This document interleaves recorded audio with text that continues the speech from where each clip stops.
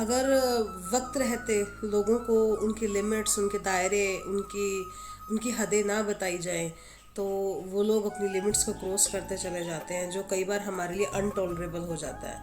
चाहे वो हदें आपका कोई अपना करीबी क्यों ना हो, आपका कोई रिलेटिव हो, आपका अड़ोसी पड़ोसी हो, या कोई आपका बहुत क्लोज दोस्त हो। तो हर रिश्ते की अपनी एक दायरा होता है, हर एक मर्यादा होती है। उस दायरे में ही उसे रखा जाए तो ज़्यादा बेहतर रहता है, क्योंकि अगर वो हद से लिमिट पार कर जाते हैं ना, तो वो हमारे लिए भी प्रॉब्लम क्रिएट करते हैं और उस रिश्ते के लिए भी प्रॉब्लम बन जाती है। कि उस रिश्ते को बिल्कुल ही ख़त्म करने की बजाय अगर पहले ही उस इंसान को उसकी हद बता दी जाए, तो शायद वो रिश्ता भी बचा रहेगा और वो इंसान भी आपकी ज़िंदगी में रहेगा। हुआ क्या, आदित्य ने अपनी मर्जी से शादी की एक लड़की से, और वो उस लड़की को बिना दहेज की शादी करके अपने घर ले आया। आदित्य ने बिना दहेज के शादी की, ये बात उसकी बहन को और उसकी माँ को गवारा नहीं हुई। चलो जैसे तैसे करके उन्होंने गृह प्रवेश करवाया, दुल्हन को घर में लिया। उसके बाद क्या हुआ कि हर चीज़ में, बात बात पे, जो उसकी बहन थी, आदित्य की बहन थी, वो हर चीज़ में उसके नुक्स निकालती, कमियां निकालती कि इसके माँ बाप ने ये नहीं दिया, इसके माँ बाप ने वो नहीं दिया। तो जैसे ही उसका ब्रीफ केस खोला तो उसमें से एक साड़ी दिखी उसको, एक बनारसी साड़ी। तो आदित्य की बहन ने उसी वक्त अपनी माँ से कहा कि माँ, मैं ये अब बनारसी साड़ी मैं ले लूँ।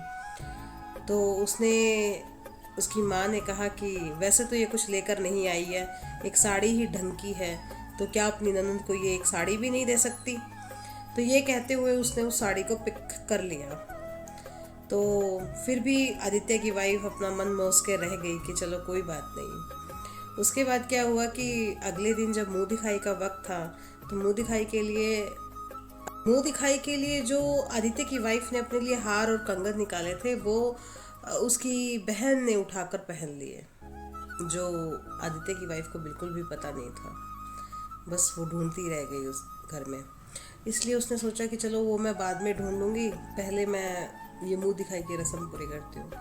जब वो मुंह दिखाई की रस्म के लिए चली गई, देखा उसने कि आगे जो उसने हार और कंगन निकाले हुए थे, वो उसकी बहन ने पहने हुए थे, आदित्य की बहन ने।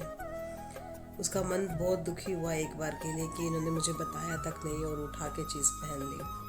चलो कोई बात नहीं। जैसे तैसे करके मुंह दिखाई की रस्म पूरी होने के बाद आदित्य की बहन ने वो गहने फेंक के मारे अपनी माँ की तरफ, और उसने हार को 2 टुकड़ों में तोड़ दिया। आदित्य को फिर बहुत गुस्सा आया। आदित्य ने कहा कि अगर आपको इतने ही बुरे लग रहा था ये, तो आपने उठा के पहने क्यों? किसने कहा था आपको पहनने के लिए? हमने तो नहीं बोला था आपको पहनने के लिए। जब आपको उसकी हर चीज़ में कमी लग रही है, तो आपने उठाकर पहने क्यों? और इसके माँ बाप ने ये इसको दिए हैं, आपके लिए नहीं दिए थे। तो जैसे भी दिए हैं तो अपनी बेटी को उन्होंने दिया है, तो आप क्यों आप इनमें कमियां निकालने पे तुली हुई हैं? मैं आपकी इज्जत करता हूँ, बस इसका मतलब ये नहीं कि आप कुछ भी गलत और उल्टा बोलती चली जाएंगी और हम उसे बर्दाश्त करते रहेंगे।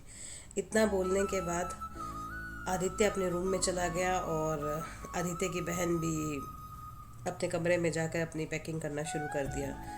वो अपने ससुराल लौट गई। कि आदित्य की बहन को अब पता लग चुका था कि अब उसकी यहाँ दाल गलने वाली नहीं है। जो ये हरकतें हैं, जो ये अपनी लिमिट्स को भूल के वो बोलती जा रही थी, तो उस पर आदित्य ने विराम लगा दिया था। तो इसीलिए अगर आपकी लाइफ में भी कोई ऐसा इंसान है या कोई ऐसा रिश्ता है जो आपको लगता है कि वो आपकी लिमिट्स क्रॉस करता है, या अपनी लिमिट पार करके बात करने की कोशिश करता है, या आपकी निजी ज़िंदगी में दखल देने की कोशिश करता है, तो बेहतर है उसे वक्त रहते ही रोक दिया जाए। तो वो ज़्यादा बेहतर होगा एज़ कम्पेयर कि वो आपकी टेंशन बने या आपकी फैमिली की टेंशन बने। उससे बेहतर है कि उसे वक्त रहते रोक दीजिए और अपनी लाइफ को अच्छे से एंजॉय कीजिए। Bye bye. नेक्स्ट वीडियो में, नेक्स्ट कहानी में मैं आपसे दोबारा मिलूँगी। Bye bye.